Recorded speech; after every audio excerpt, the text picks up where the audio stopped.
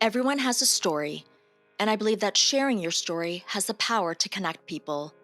I'm a working mom, wife, and seeker, and nothing lights me up and brings me more joy than having meaningful conversations. And one of the things I love to talk about is psychedelics. In December 2021, I experienced my first psychedelic journey with psilocybin. It was one of the most profound events in my life, and it opened me up to a deeper spiritual growth and helped me to heal. And now, talking to those who've experienced the therapeutic magic of psychedelics and hearing about their personal journey has become my passion. Mindful Trip is a safe space to have conversations that demystify and destigmatize the use of plant medicines. Conversations that allow us to have deeper connections with ourselves and others. I hope that sharing these intimate, funny, and inspiring stories helps you find the answers you're looking for. A wise friend said to me, "All you can do is follow the threads and see where it takes you." So I hope you'll join me in unraveling the threads, staying open, and trusting the journey. This is Mindful Trip. Mindful Trip content and the views, thoughts, and opinions of the host, guests, and contributors is for informational purposes only and is not intended to be a substitute for professional legal advice or medical advice, diagnosis, or treatment. Consult with the medical provider or mental health care professional about your health-related questions. Mindful Trip does not encourage illegal activity, including but not limited to the illegal sale, purchase, or use of controlled substances. Thanks so much for joining. I'm really excited about today's episode, so get ready for a wild ride that includes a fire-breathing dragon, a talking tree, and a lot of laughs during this conversation. My guest is Pammy Jackson. Pammy is the founder of the Psychedelic Sisterhood based in Brooklyn, New York. Pammy began her healing journey with psychedelics in 2015 after a transformative spiritual awakening with Ayahuasca. And with the Psychedelic Sisterhood, she's dedicated to providing a sacred space for growth, healing, and women's empowerment through psychedelics.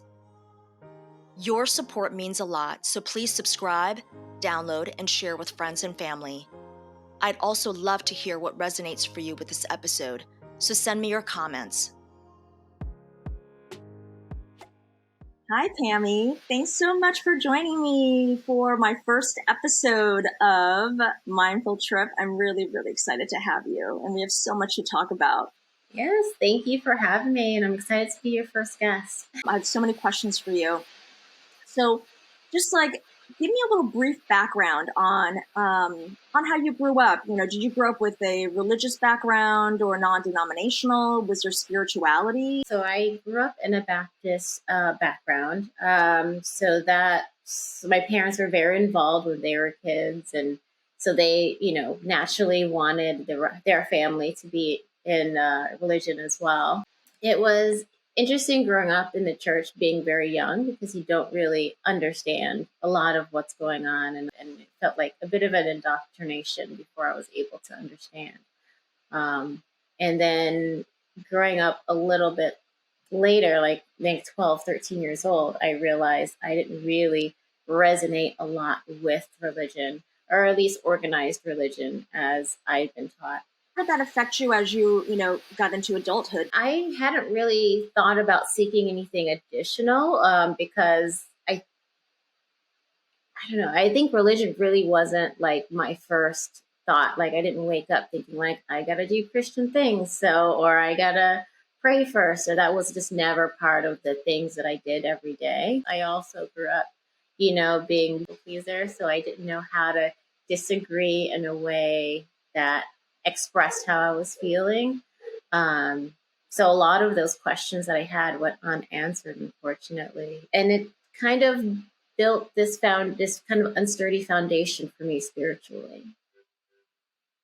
So, tell me a little bit about what was going on in your life prior to you deciding that you're going to try psychedelics for therapeutic purposes. Yeah, so I mean, part of that journey of after leaving the church, it even encouraged me to move from home, which right now, my parents are in Indiana. I was living there for a good deal of my life. So I moved to New York City, and I was like, I wanted to start my kind of like my own life and just kind of start learning who I was and what I was put on this planet to do, like my purpose. And then I quickly got caught up in the New York lifestyle and the hustle mentality. So even though I came here with this very like open, like I'm gonna find out who I am, I quickly fell into, you know, in a career that was quite toxic. I was in the fashion industry, and it wasn't. Um, I didn't realize at the time that it wasn't something that was good for me, for my body, my spirituality. I just knew that it was something that I wanted to check off the box of a career. I wanted to check off the box for, a relationship and possible marriage. I wanted to check off the box of, having, enough abundance and wealth that I didn't have to worry about, food insecurity, homelessness, all that. I was checking all the boxes. I was pretty secure on paper. And then I realized I was very, very unhappy. And because I didn't have that foundation of, like I was saying earlier, that kind of people pleaser kind of um, personality that wasn't connected to me at all. That wasn't connected to what I wanted or who I was as a person. So I think that disconnect there with doing all the things and still being unhappy, I had to really do some deep work. And I started doing therapy as well. And I know just doing some deep work with like, why am I unhappy if I am seemingly on the outside very successful? And that kind of brought me to thinking about alternative ways of just being or understanding of how life worked.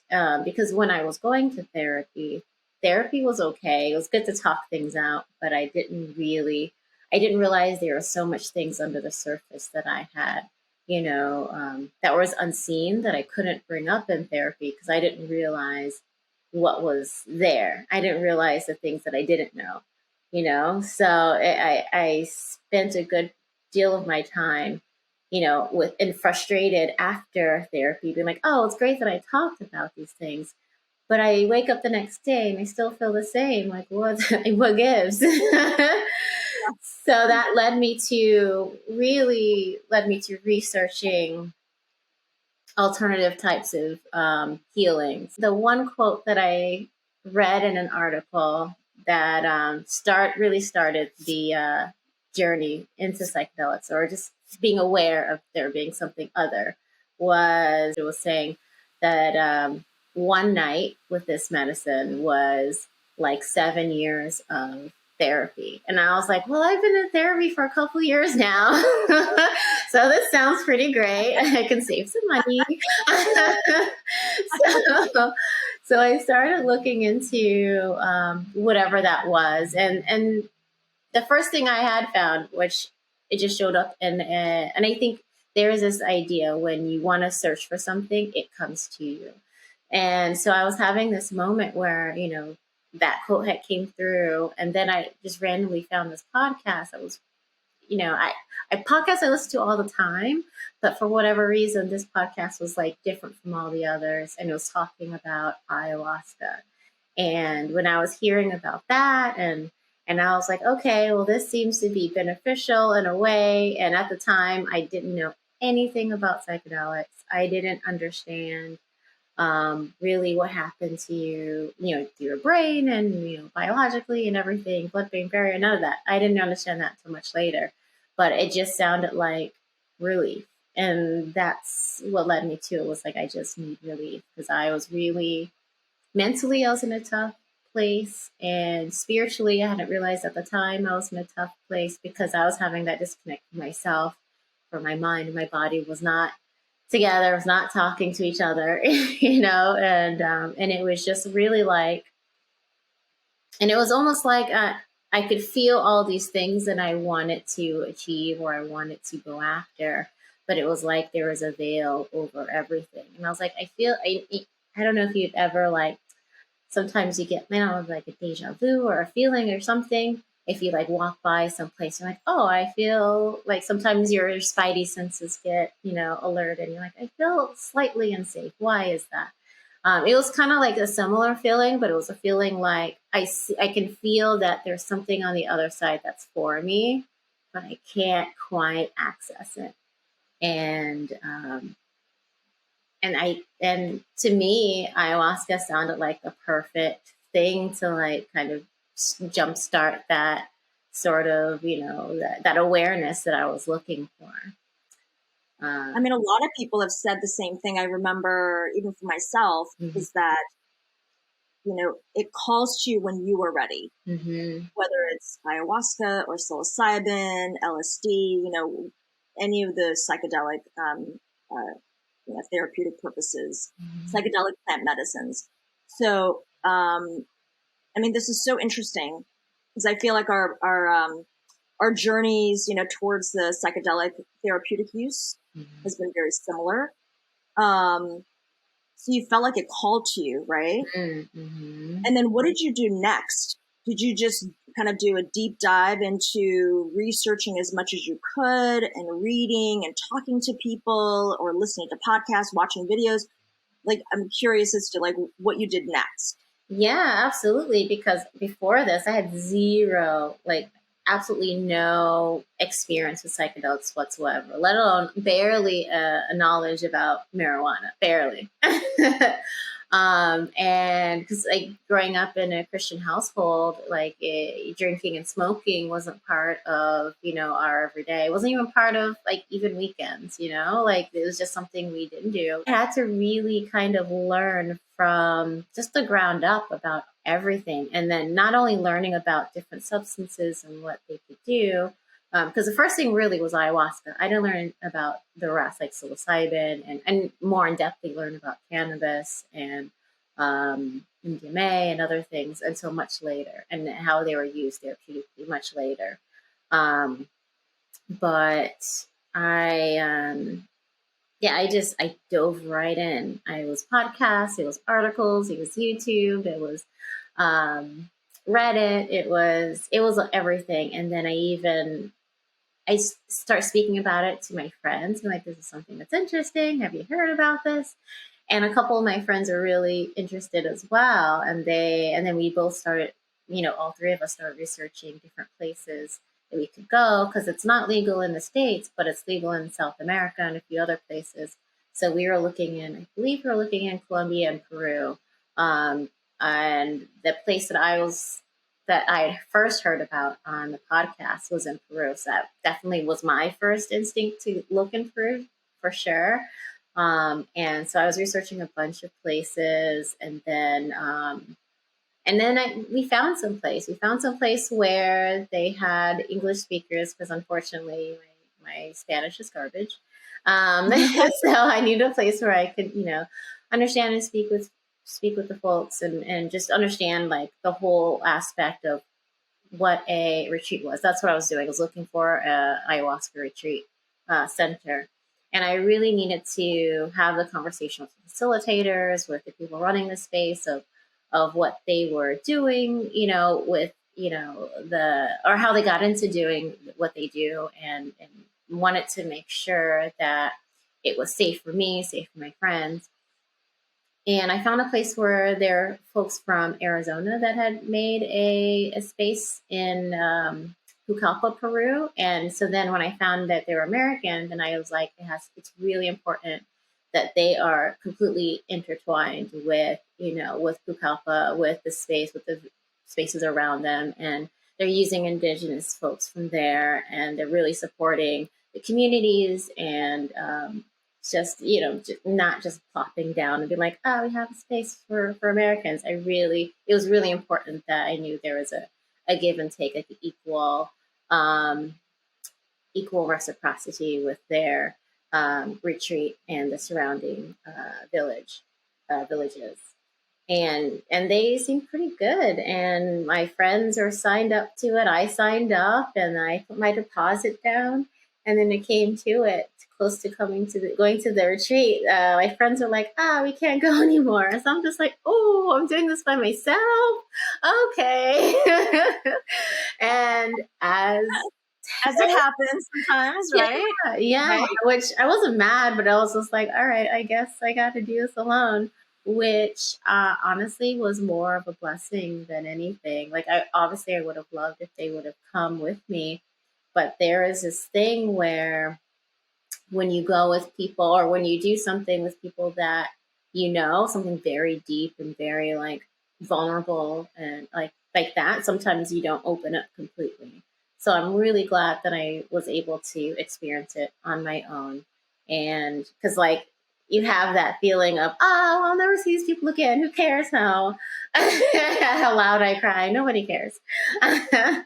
So that was a lot of what was going through my mind when I was going, and I ended up just meeting a bunch of really great people, and it felt almost like a summer camp, like a spiritual summer camp. Like it was really a beautiful space. They made sure everyone felt welcomed and comfortable, gave us so much education about what was going on, what they were doing, everything about the medicine, provided meals, like everything was just like all encompassing. So I really felt really taken care of, and I really appreciated everything that they provided. It was just wonderful. What's the name of the place that you went to in Peru? So the place is called Nimakaya, Nimeakaya, and they are a retreat. I believe they have, I want to say 9-day retreats. They used to have two packages, 9-day and 14 days, but I think they started with just 9 days. And there's 3 ceremonies within those 9 days. How were you feeling when you first got there? All the feelings. I was terrified, then excited, then happy, then confused, then really excited again. And yeah, so a lot, so a lot of the just arriving was like the roller coaster of emotions. But once I was there in the facility and speaking with the folks, it was nonstop, just excitement. Um, and because everyone there was, well, most of the people there were solo travelers, so they were also kind of in that space of we're doing this together. When you got there, Yeah. the first day, maybe just kind of quickly walk me through, what the process was, Mm-hmm. ceremonies, and then we're going to really get into like the nitty gritty because I really want to hear about, in great detail the experience because I think a lot of people are always really curious about Mm-hmm. the actual experience and like what happens when you are in a psychedelic journey. Yeah. So I would love to hear, just give me a sense of kind of the process that happened as you got there. The first day was purely just a welcoming, educational day.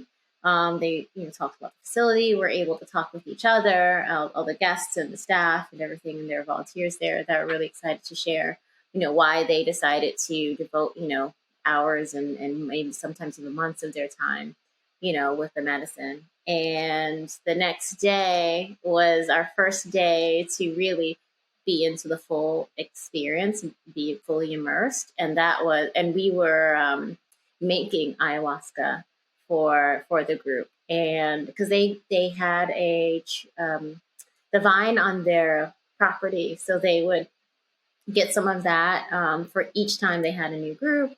So they taught us about that, and they really educated us on how it's made and what properties were involved with that. So we fully understand like science and the health and all that. Fully understand how the process went. And then after that, we had like an educational program where they spoke more about it, and then that next day after that, that's when we had our very first ceremony. And majority of the people that were there, it was their first time. There were a handful that it was, maybe a third or fourth time. But this was definitely my first time. So I was completely terrified. My anxiety was through the roof, but I was really excited because I'd heard so many good things. And the challenging things that I did hear, somehow they didn't scare me away. Somehow because because I'm not a stranger to challenges. So so the challenges actually seemed doable. At least I hope they seemed doable. And yeah, that first time was very gentle. Actually, it was the most gentle that I had thought, because you read all the things, you hear fantastical stories, and the first time was actually pretty gentle compared to it. Partially, I'm sure my expectation was like, very high. So that's probably why it was mild for me. I would love for you to talk a little bit more about the actual experience. Yeah. I think that's something that people are really curious about. Hmm. Is they have read or they've heard from other people who have tried different Hmm. psychedelics, and then they don't really know what to expect. Right? There's a lot Hmm. of fear. There's a lot of anxiety. So did you, typically I think the things that you hear about is that, you obviously see hallucinations and visions and images and people's faces. Um, or, you'll have kind of either a magical and mystical experience or a very challenging one, right? Or maybe a Right. combination of both. Or for me, it's always a combination of the two plus additional that I hadn't thought about.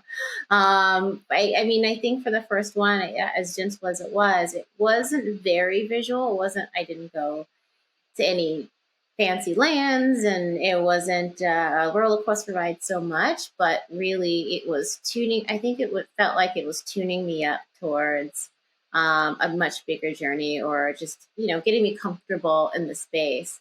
To me, it felt like lucid dreaming a bit. It felt like a dream that I could access and also take myself out of. And the one thing that I know people really do get scared about ayahuasca is like losing themselves and not having control over their body. And something that's really amazing about it is you're having all these visuals and all these things happen while your eyes are closed and you're in deep meditation. But like once you open your eyes, like say if you have to use the restroom, once you open your eyes, you're pretty much back in reality, I guess you can say. In reality, you're back and you can get to the bathroom. You might be a little wobbly and colors might be swirling a little bit, but you have full autonomy.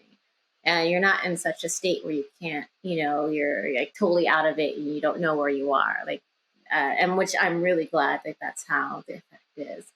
But once you get settled back into your meditative state and you have your eyes closed and you really start concentrating, that's when those visions come back and those feelings come back. And for me, the first time was almost like, how you hear about people seeing a life review right before their time of death. It was some similar to that. I was seeing various moments in my life that I hadn't been able to access, just in, I guess, waking life. Um, and some of those things were seeing challenging experiences during my life from a different perspective. I'll give you an example. Something came up with my parents, and I was harboring lots of resentment when I left Indiana and came to New York, harboring a ton of resentment about how I was raised. My childhood. Maybe I didn't feel like I was loved enough, or I spent enough time with us. And something that happened in that journey was it showed me how difficult my parents' lives were when they were growing up, and how much they were trying their best to build a safe environment for us. And even though, like, I guess my standards as a child, heaven forbid I have standards.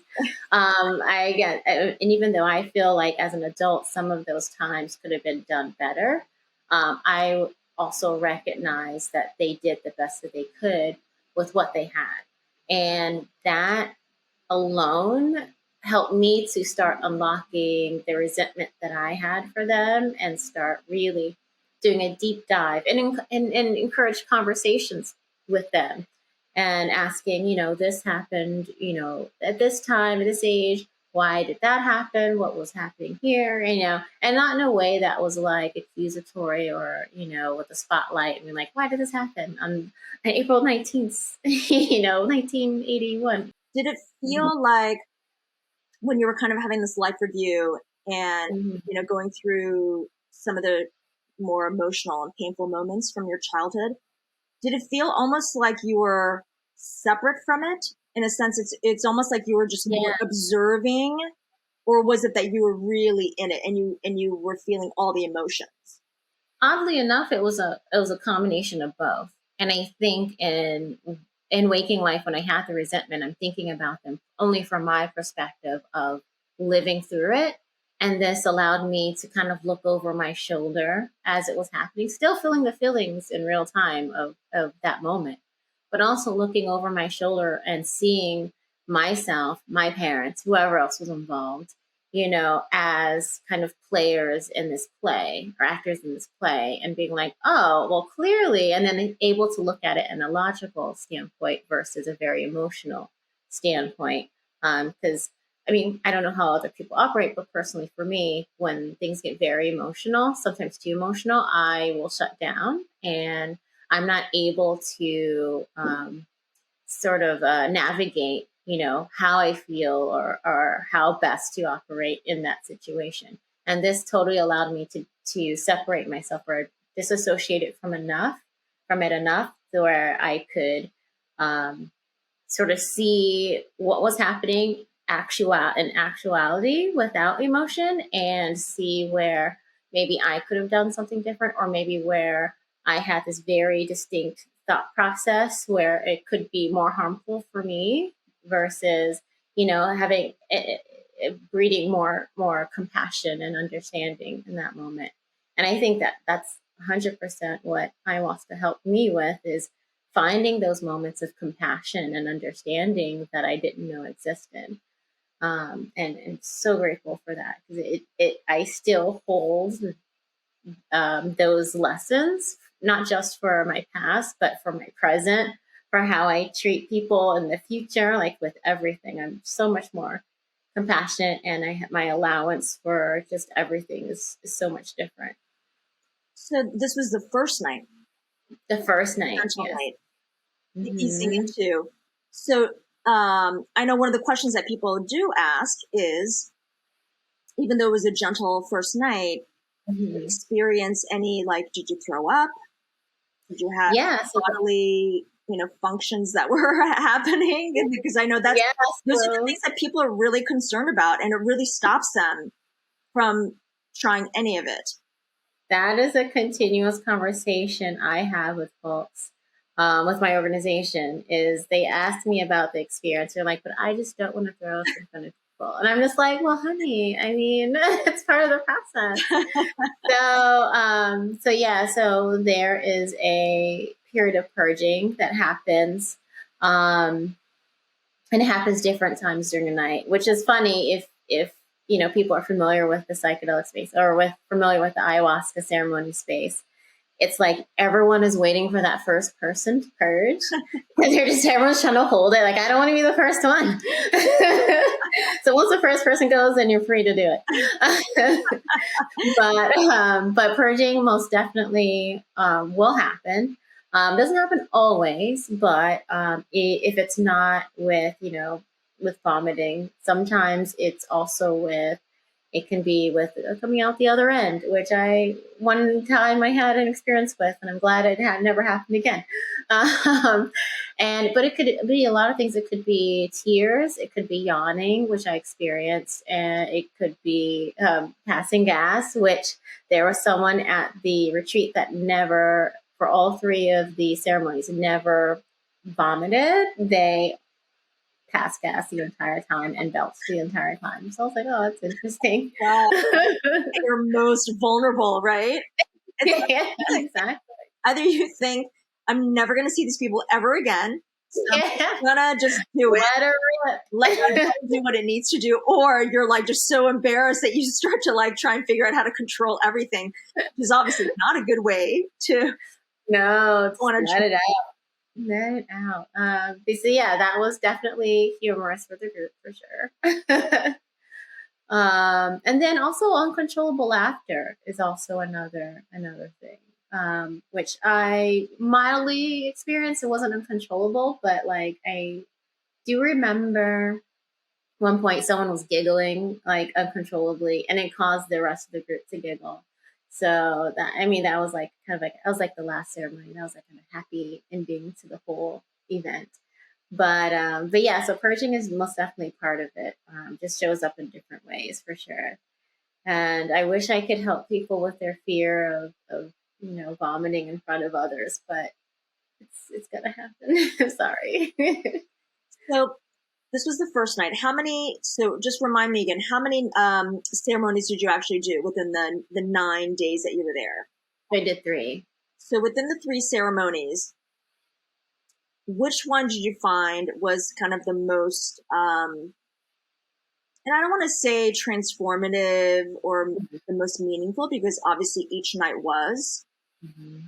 Was there one night there that was more challenging than the other, or was there one that you just felt like it was such a mystical experience that you still remember every detail of it?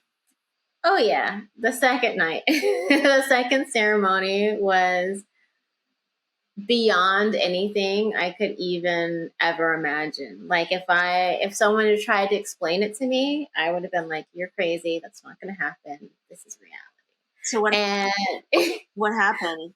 I completely lost sense of uh, what was real and what wasn't for a brief moment, for a few hours. It was, but not in a way that was scary, where I was like, "Who am I? What is everything?" But in a way that felt like the worlds were bridging together, and you're kind of seeing beyond into another dimension or another uh, um, layer of what our reality is that we can't see. And that was an incredible, very incredible. And I'll start telling you how it goes if I can gather my thoughts. Well, I will say, for one thing, that one starting, because when I started with anxiety with the first one, it was like mild anxiety. It was like, oh, I've never done this before, whatever, whatever. So when it came to the second ceremony, anxiety was completely different.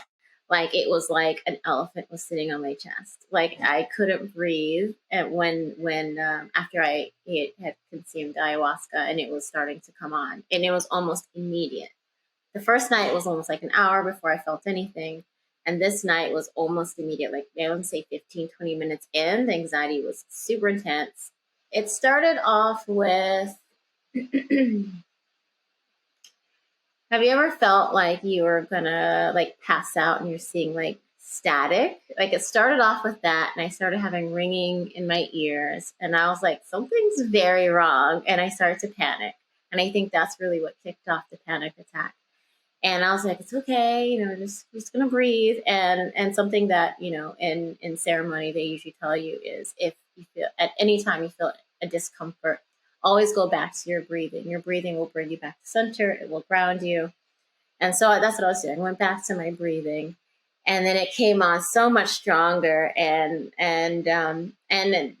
the thing that they have a system where some of the volunteers there, you can ask them for help if you're feeling uncomfortable, or if you're feeling like you need some fresh air.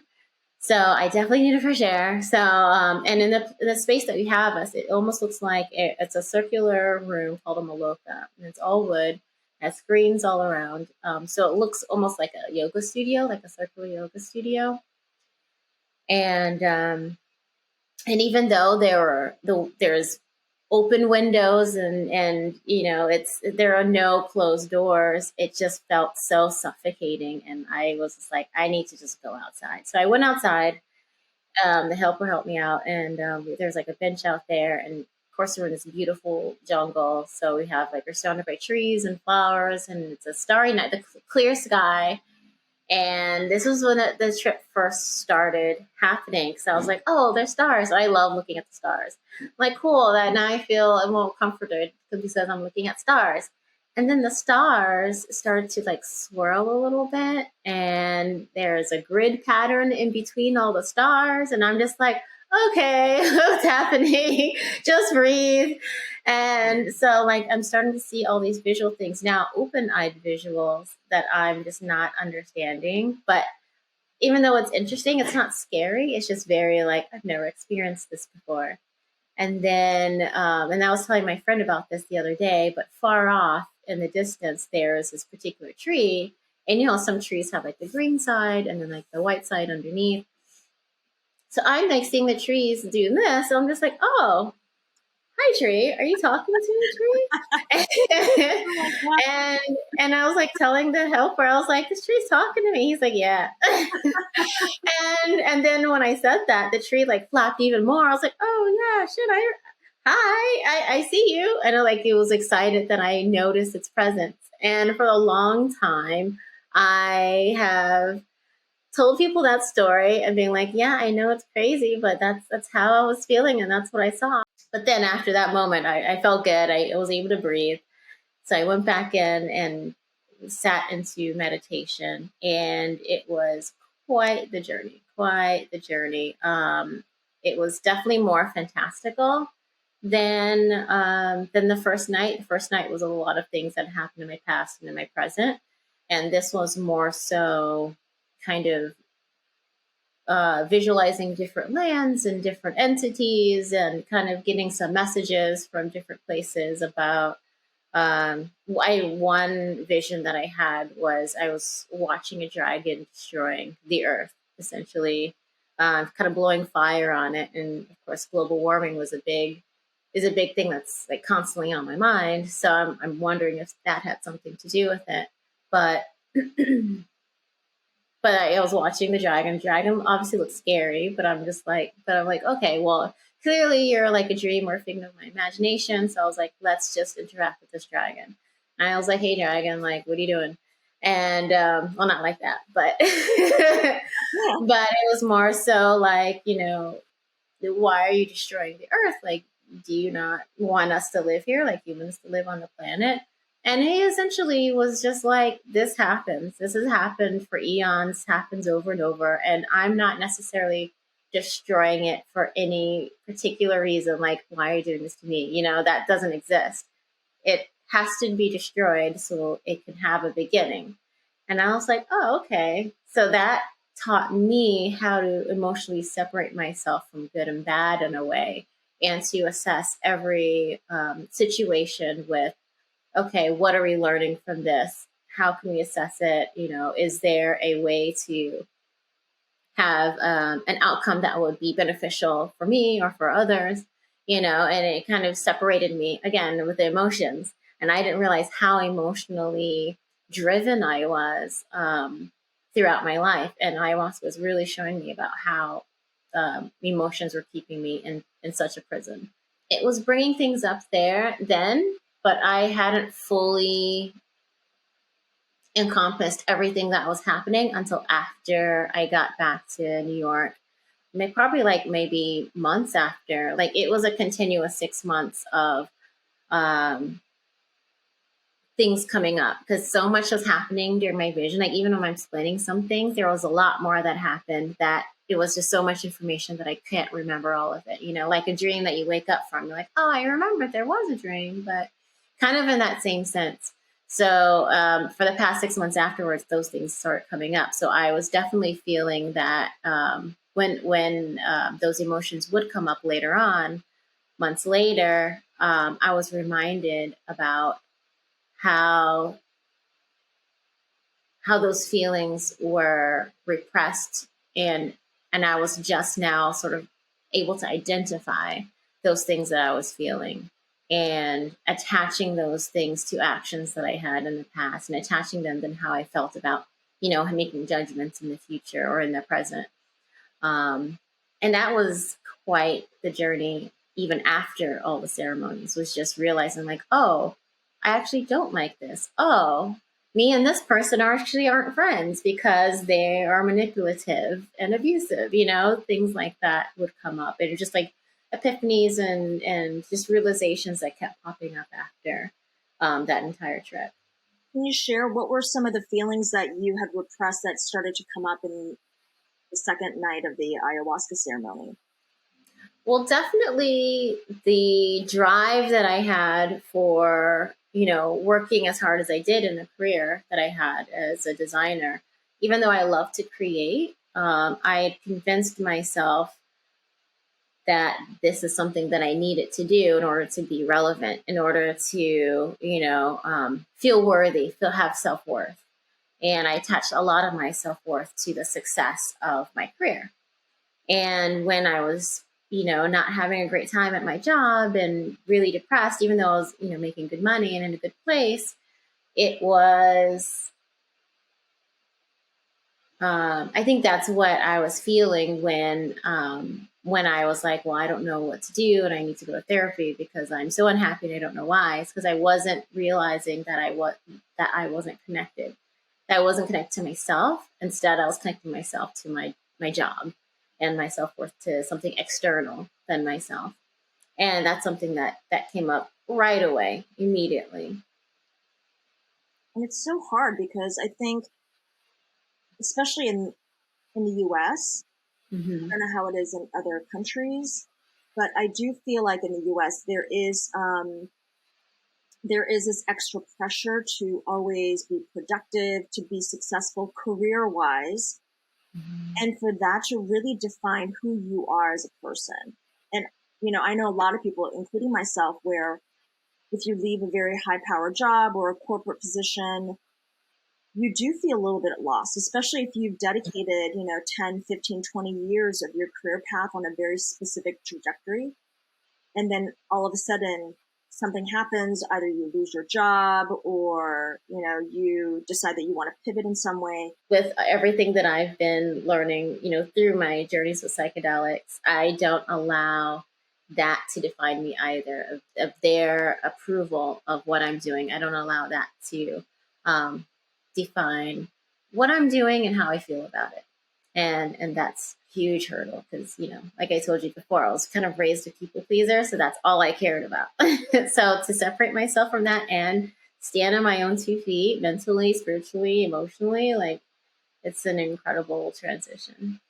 I mean, it's incredible that you were able to, just within after the second night of doing the ceremony, right? Mm-hmm. That Mm-hmm. not only did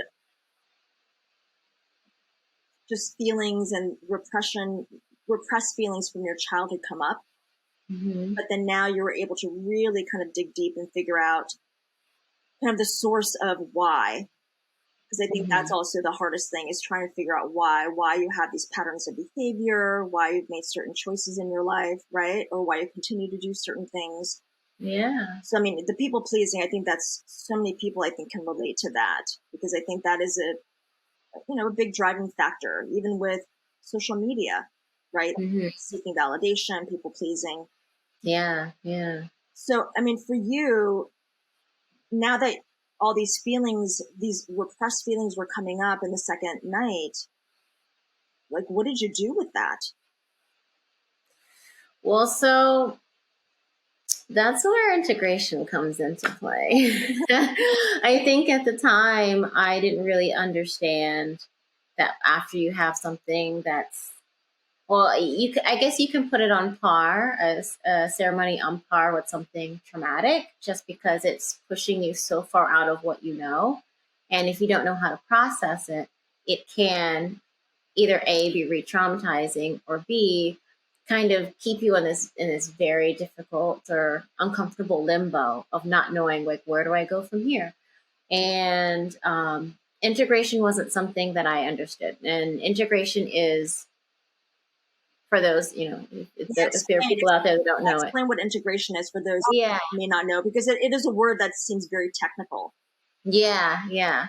So integration is when you have, like, say, a ceremony or something come up during a meditation, something very powerful that's, if not off-putting, it's just very it's jolting to your system. And in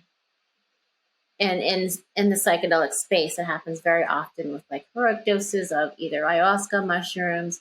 It can even happen with THC, LSD, anything.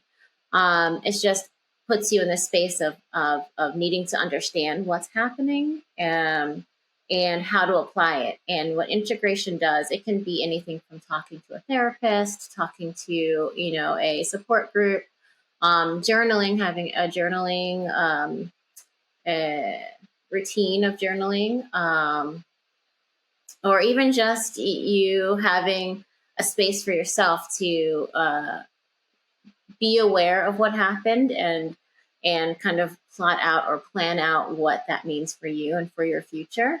And I didn't know how to do any of that. I was just like, oh, these things, go back to work. And I spent the next year or so dealing with that in a way that I feel was unhealthy. I mean, it was an experience that I had. Like afterward, because I was still felt. I went after 6 months. I went back to that same feeling of I still feel incomplete. I still feel uncertain about my life. And it's because I didn't take those lessons that I had and said, well, this is teaching me this, let's do this. And instead, I went back to another ceremony place. And I didn't go back to Peru, but it was actually here in the city. But we had a ceremony every weekend for the next 2 months, which I would not recommend to anyone because it's kind of like feeding yourself self-help books and self-help videos without applying the information. So I found myself staying in that space and also staying in that space of I'm broken. I need to fix myself. Ayahuasca, teach me how to fix myself. And at some point, after like the second month, ayahuasca was just stopped showing me any visions. It stopped showing me anything, that was helpful. Nothing presently, nothing fantastically. And I'm just like, oh, has it stopped working? Like, what's happening? And I got the message that, we keep showing you all these lessons. We keep showing you things. You have to start applying those things. Like, we can't do anything beyond make you aware of everything. We're not fixing you. We can't fix you. You have to fix yourself. So after that, it was a huge lesson. And from there, I found part of my integration that my next step, I believe, was to find a community that supported psychedelics, like a psychedelic support group, and some place where I could speak about everything that happened and kind of just look for some guidance for people that had more experience than I had. So I think I started coming out of that mindset of, oh, psychedelics will save me. And it was like, no, psychedelics will help me become aware, and then I have to save myself. So that's kind of what integration really helped with, just learning those things from the beginning. So for you, the integration, you didn't end up going back to your therapist, your talk therapist. You decided to go to the support group instead, and you found that was more helpful for you. So I was doing both for a little while. I tried. I tried going back to my therapist, and I think my therapist was so far removed, didn't understand psychedelics. So it wasn't a psychedelic assisted therapist. It was just, your regular run of the mill, private practice specialist, I guess. And I nixed the therapy, and I still had a therapist online that I talked to here and there, but I wasn't going face to face with this previous therapist. But I I found the support group, and that just opened up my whole world to much more understanding and helped me so much more than any therapist could help. But that's my personal story. I don't know if that'll help everyone, but that journey felt like it was my path. It felt like that was perfect for me.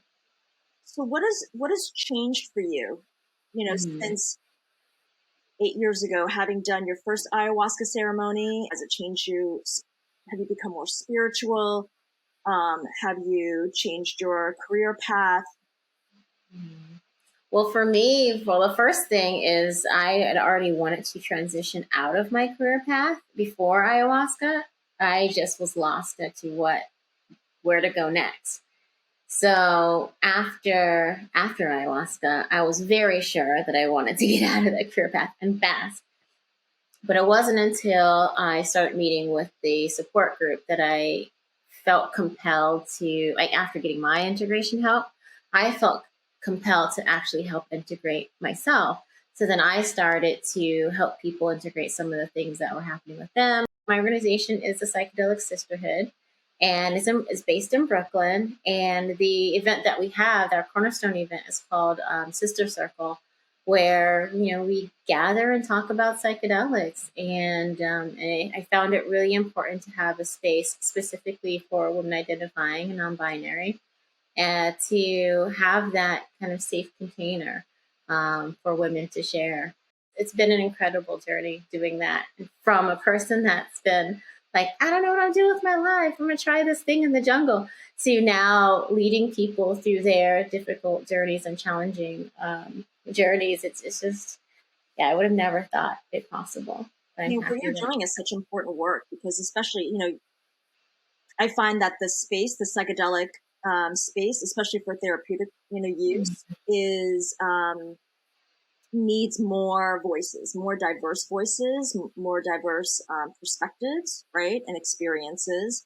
And I Mhm. think it's just so great that you have this platform, and that you have this community, and that you're building it, and that it's continuing to grow. I think it's going to help so many people. I hope so. And the more vocal we can be about healing and making healing a normal thing to talk about, and having us talk about vulnerable things openly, I think that we'll be better off. 100%. Well, before we kind of close this out, is there anything that you want to share that maybe I did not ask that you think is really important for someone who's listening or watching? I would say to research as much as possible and experiment for yourself, because that's the only way I got to where I could be and feel confident in you know, how I can operate with different psychedelics, is me experimenting with different things, and not necessarily in a way that's like scary or, too much or out there. But I would say less is more. Always start small, and because you can't take back. If you take a larger dose, you can't cut it back. You take something small and like, okay, an hour, let's try something else. Then take something more. But yeah, experimenting for yourself is everything. And make sure you talk to your doctor if you're on medications, because that's important. People don't really think about that. Some medications may interfere, not in a great way, with some things. I mean, I think it's really important for us to stress, because obviously we're not giving out any medical advice. We're not, saying that you should do any of these things. But I think it's really important to stress that, like you said, for people to really do their research. Hmm. And psychedelics isn't for everybody. Unfortunately, when I first came back that first ceremony, I was like, everybody needs to know. Now I know so much better. They're not for everyone. Not at all. And just like anything, right? Something that could work really well for you and really helped you get through a really difficult period in your life, is so Mm-hmm. different from somebody else, and maybe what their journey is and what potentially Mm-hmm. could help them. So, like, we cannot stress enough, obviously informing yourself, doing as much research as possible if you are potentially interested in, using psychedelics for therapeutic use, and talking to as many people as possible. And I'm a big believer, I'm a very spiritual person. I'm a big believer that if it is right for you, that it really will call to you. And I know that sounds very Absolutely. woohoo, sounds very esoteric, but I really believe the right thing will call to you. So you will actually be pulled and drawn to a very specific plant medicine. And I and I'm 100%. not the first person. Like, so many people that I've spoken to have said the exact same thing. Mm-hmm. It's funny how that happens. And you're like, oh, should I? And then it just keeps coming up. You're like, all right, well, I know. I got it now. And I'm a big believer in, divine timing, and that Mm-hmm. everything is kind of divinely lined up for you. And that Mm-hmm. when you are ready, when your soul is ready, that it will come to you, and Mm-hmm. everything will just kind of perfectly land right in your lap to lead you to wherever you need to go in that respect. So many more journeys to go on, and so much more to talk about. I mean, we really just scratched the surface. Mm-hmm. But thank you so much. I love this conversation, and I can't wait for us to have another one. Thank you, man. It's been a pleasure. It's been really great chatting with you and getting to know you. It's been really wonderful. So, again, thank you so much for having me on. And I'm excited to be your first guest. And I'm so honored to be here. And I appreciate everything that you're providing people now.